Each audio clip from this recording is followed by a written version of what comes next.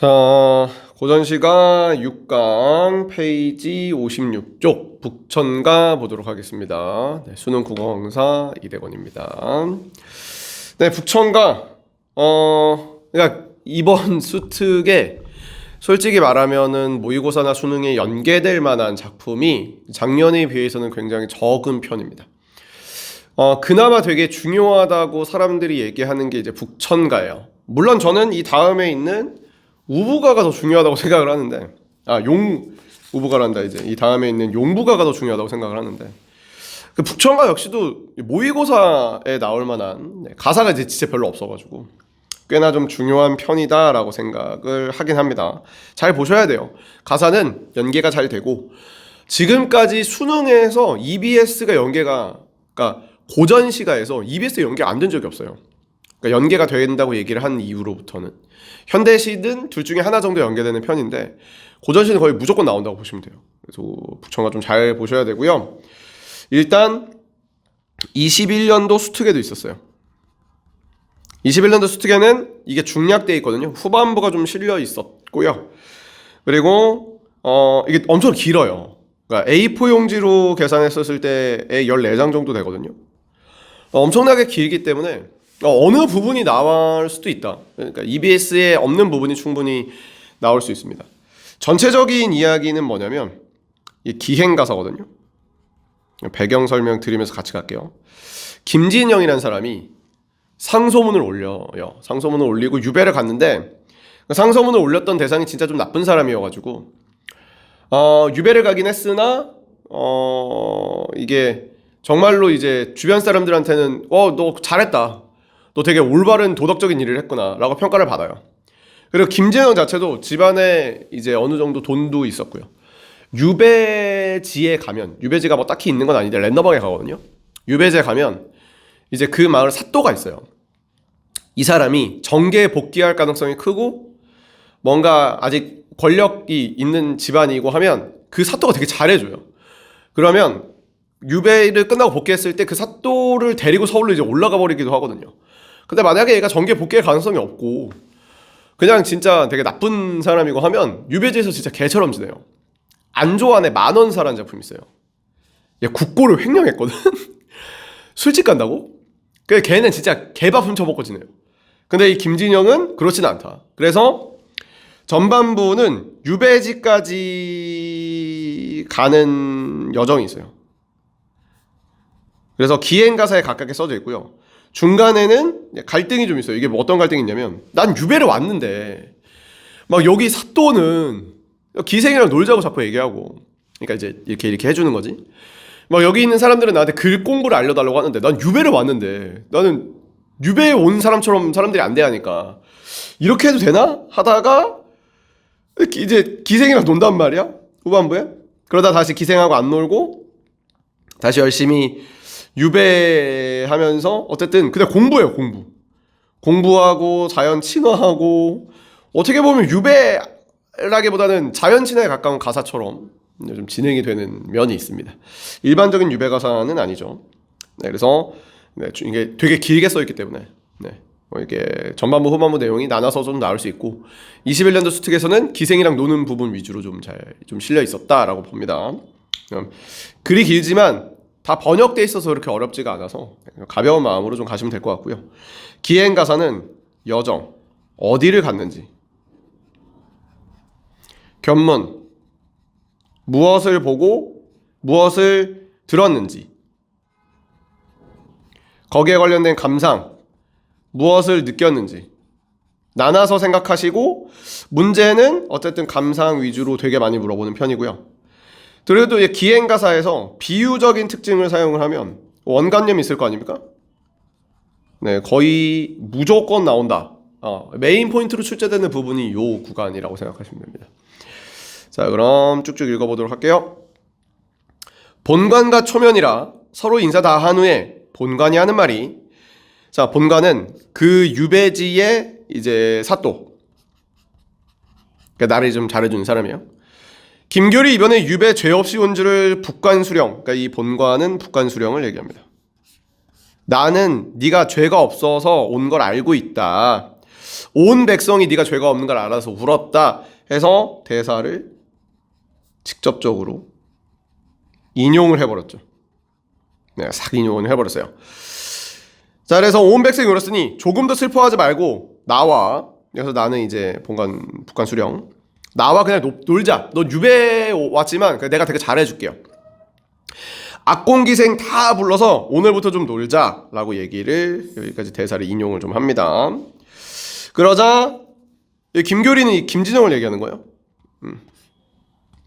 그러나 내 몸은 여기서 이제 나는 이제 김진영이겠죠. 내 몸은 유배 온 사람이라. 그러니까 어쨌든 사대부로서의 체념면과 반성의 의미를 좀 보여야죠. 꽃자리에 손님 대접 기생풍류가 도대체 뭐냐. 나는 그래도 유배 왔잖아. 일일이 물리치고 혼자 앉아 소일거리를 하니 경내의 선비들이 소문을 듣고, 그러니까 저 서울에서 이제 대단한 사람이 왔다고 하니까 글을 좀 알려주십시오. 하나들 오니 60명이나 되는구나. 책을 끼고 배움을 청하니 글재를 내어 골라달라고 부탁하네. 북간수령 관장 무장만 보다가, 북간수령이랑 관장 무장, 그러니까 이게 북방이잖아요. 북쪽이니까 무장, 그러니까 무신들이 위주로 있겠죠. 왜냐하면 여긴 국경이니까요. 그러다가 문관의 명성을 듣고, 그 문관 나죠, 나. 나의 명성을 듣고 이렇게 몰려오니 내일 생각하면 남을 가르칠 공부 없어. 아무리 사양해도 벗어날 길이 없네. 그러면서 내가 좀 겸손하게, 나도 공부가 다 안 돼 있는데, 그러니까 남을 가르칠 공부가 없는데도 불구하고 남을 가르쳐달라고 하니까 남을 가르칠 수밖에 없는 상황이다. 밤낮으로 끼고 앉아 근로 세월을 보내다가 고향 생각나면, 그러니까 사람들을 좀 가르치다가 고향이 생각나면 시도 좀 짓고, 변방의 외로운 몸 시와 술에 마음을 붙여 술도 좀 마시고, 그러니까 유배 온 사람 치고는 되게 여유롭게 좀 지내요. 몸 밖에 안 나가고 편하게 날을 보내다가 가을바람에 놀랍게니 변방산에 서리가 왔네. 자, 시간이 흘렀죠. 남쪽 하늘 바라보면, 남쪽 이제 원래 고향, 이게 서울, 한양. 기러기가 처량하고, 그러니까 진짜 기러기가 처량한 건 아니기 때문에 이 기러기는 감정이입의 대상이죠. 북적을 구워보니 오랑캐의 땅이로다. 개가죽 사나이는 상놈들이 다 입었고, 그러니까 이제 이게 추우니까 그때 그 당시 주민들은 개가죽으로 위아래를 맞춰 입었고 춥다. 조밥, 피밥, 기장밥은 주민들의 양식이네. 주민들은 조밥이나 피밥이나 기장밥처럼 조금은 가난한 사람들이 먹는 그런 것들을 이제 먹고 있네. 그러니까 북쪽의 형편이 좋지 않다.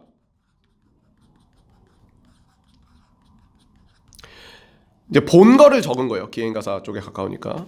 본간의 큰 은혜와 주인의 정성으로 신라 같은 내 목숨은 한 달 반이나 좀 보존했네. 겨우겨우 좀 내가 이렇게 좀 살고 있네. 중략에 칠보산으로 가서 유람을 하는데 기생 매향과 군산호를 데리고 갑니다. 그래서 이 연적봉에 올라가는데, 그러니까 이제 얘기했지만 이게 기생하고 좀 놀아요. 근데 이 매향과 군산월이 너무 예뻐가지고 정신을 못 차리는 부분들이 나와요.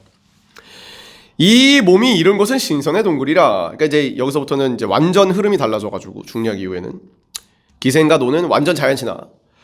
평생의 인연으로 신선계의 자취를 남겨서 바람에 붙인 듯 이 광경을 보는구나. 그러니까 나는 신선의 동굴에 도착했다.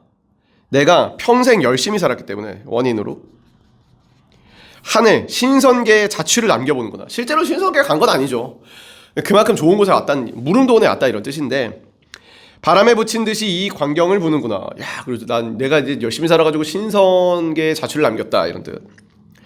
연적봉을 지난 후에 선연을 따라가니, 선연 여기서는 실제로는 기생입니다. 네, 기생을 따라가니 연하봉 절바위는 하늘에 솟아있고 매바위 서책봉은 눈앞에 솟아있고 대구법과 열거와 나열을 하고 있고요. 그러면서 연하봉도 있고 절바위도 있고 배바위도 있고 서책봉도 있나 봐요. 생황봉, 모살봉, 신선의 동굴이고, 그러니까 막 이러면서 막 제시합니다. 매양은 술잔을 들고 만장운이라는 노래를 하나 부르고, 군산월이 앉은 모습은 꽃 같다. 군산월 너무 예쁘다. 오동나무 검은고에 금실을 막 줄을 매서 대나무 쪽으로 이제 검은고 탈 때 이렇게 요만한 뭐 대쪽이 있어야 되거든요. 이걸로 딩딩딩 타는 모습이 곱거니와 가냘픈 손끝에 오색이 영롱하다. 그래서 막 손끝에 막 너무 예쁘다. 너의 거동 보고 나니 군명이 엄하다는 얘기는 내가 이제 유배를 온 상황이어도 너가 너무 예뻐서 반할 뻔하겠구나. 그러니까 사실 반할 뻔하겠구나라고 썼지만 반했어요. 내가 유배 온 상황임에도 불구하고 너의 모습에 내가 완전 반해버렸다. 나중에 김진영이 쓴 책을 보면 야, 내가 유배를 갔는데 그 군산월이라는 애가 너무 예뻤다. 진짜 맞아. 그러면 대박이다 라는 구절이 되게 많이 나와요. 미인 앞에 영웅 열사 없단 말은 역사책에도 있다. 그러니까 미인 앞에 영웅 없다. 그러니까 그냥 네가 너무 예뻐서 나도 너한테 혹 빠져버리겠다. 내 마음 단단하나 너한테 큰 소리를 칠 수 있겠느냐? 없다.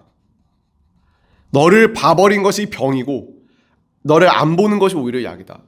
내가 유배 왔는데 기생이랑 계속 놀 수는 없지 않느냐. 근데 너를 봤으니 계속 너 생각이 나고 미칠 것 같다.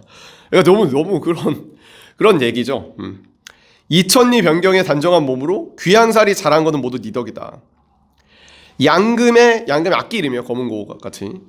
검은고의 연주가 끝낸 후에 절집으로 내려오니 산승 음식도 정갈하고 향기롭다. 그러니까 밥을 먹으러 갔어요. 그러니까 거기가 너무 이제 좋다.